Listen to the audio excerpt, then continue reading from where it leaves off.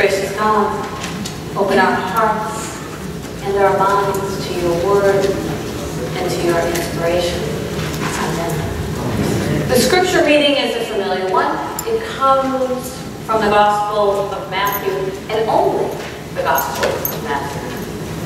In the time of King Herod, after Jesus was born in Bethlehem of Judea, wise men from the east came to Jerusalem asking, "Where is the child who has been born King of the Jews? For we have observed his star at its rising and have come to pay him homage." When King Herod heard of this, he was frightened, and all of Jerusalem with him. They called together the chief priests and scribes of the people and inquired of them, "Where is the Messiah?" And they told them, "Bethlehem of Judea. For it has been written by the prophet, and you, Bethlehem, in the land of Judah, are by no means least among the rulers of Judah. For from you shall come a ruler who is a shepherd, my people Israel." Then Herod secretly called for the wise men and learned from them the exact time when the star had appeared. And Herod sent them to Bethlehem, saying, "Go and search diligently for this child, and when you have found him, bring me word so that I may also go and pay him homage." When they had heard the king, they set out, and there ahead of them was the star that they could see it at its rising, until it stopped over a place where the child was. And when they saw that the star had stopped, they were overwhelmed with joy. On entering the house, they saw the child with Mary, his mother, and they knelt down and paid him homage. Then, opening their treasure chest, they offered him gifts of gold, frankincense, and myrrh.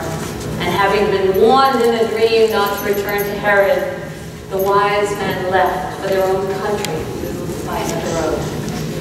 So ends the reading. May God add a blessing to our hearing and to our understanding. Well, the average American spends $700 on holiday gifts and goodies. This year, total U.S. spending exceeded $465 billion. Well, when you consider all the gifts that you have given and received over the years, which gifts do you value the most? The value of gifts comes both in a monetary form, as I just described, but it also comes in a meaningful form. Depending on our age, our circumstances, and experience, the value of the gifts we receive may change. A small child on Christmas morning may find that the toy that their parents spend so much time and effort choosing may get dismissed and disregarded as the child opts to play with the box that the toy came in. For little children, imagination and invention and creation holds far greater value than the cost or consideration put forth in gift giving. As children grow older, they become influenced by the culture and conditions that exist. Monetary value begins to have greater concern as needs are better understood and desires take hold. The opinions of others and the influence of peers begin to play a greater role in determining what gifts are treasured by teens. And as we grow older and our time is taken up with work and demands, we begin to value time and how it acts to renew us. At other moments in life, a plate of cookies or a Christmas card received may be cherished above all else because it indicates remembrance and care. In considering our scriptural story this morning, what value do the gifts of the Magi hold for Jesus? How do the Magi pay homage to God? Well, the gifts that the wise men bring reflect their culture in their countries. They are both gifts that have monetary and meaningful value. They are also gifts that will span Jesus' lifetime. Frankincense, of course, is a byproduct. It's the sap that comes from a tree. Those trees are generally found in the Middle East. Frankincense was actually considered to be more valuable than gold in the ancient world. It was valued for its versatility and healing powers. It was used in Egypt as insect repellent, perfume, and healing salve. I don't know, insect repellent, perfume? I don't know. But it was. It was also made into an incense used in religious birth ceremonies. Myrrh was also known for its healing properties, but it was also used in embalming rituals. We hear about it at the death of Jesus. And the last gift is gold. It's valued then, and it's valued now. Even with inflation, maybe a little bit more today. Gold, of course, is a means by which we provide for our needs throughout our lifetime. So these gifts that the wise men offered, these were gifts that Jesus would need from birth to death. They offered him support for his journey, and we are called to do the same. God offers us gifts, and one of those gifts is the gift of community. In community, we covenant to support a child and their parents at baptism. We covenant to support new members, and we support one another in sickness and in death through prayer and acts of grace. We exist in community because God values what community can provide. Together, we journey, at times just like the Magi, unsure of where we are going, yet always seeking to find the child. So every gift that I personally received at Christmas, I cherish. I want to share with you one in particular. This one.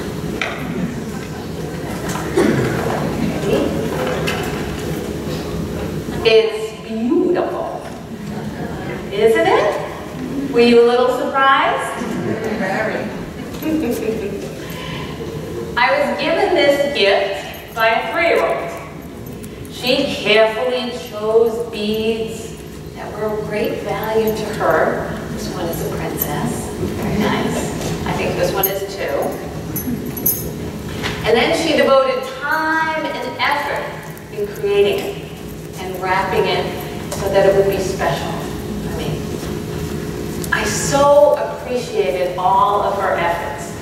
But what surprised me the most about her gift was the joy she expressed in giving. And her joy became mine. So often what interferes with our ability to experience joy are our expectations. If I had expected something out of the gift I was giving, perhaps I wouldn't have experienced that joy. The expectations that we hold for ourselves, for others, and for God can often bring disappointment and even the loss of faith. For me, no other gift could have brought me greater joy than this. God knows what we need and offers it to us each day. Well, we have no idea how Jesus received the gifts of gold, frankincense, and myrrh. But I would imagine, being under the age of 2, he would have preferred to play with the camels. We are called to share our gifts regardless of how our efforts are received. We share because God's work on earth is never done, and because in sharing, we will find our joy. Howard Thurman, an African-American theologian, educator, and civil rights leader, wrote this poem called The Work of Christmas. When the song of angels is stilled, when the star in the sky is gone, when the kings and princesses are home, when the shepherds are back with their flocks, the work of Christmas begins. To find the lost, to heal the broken, to feed the hungry, to release the prisoner, to rebuild the nations, to bring peace among the people, to make music in the heart. If we offer what we have as a way of paying homage to the holy, we will find great joy.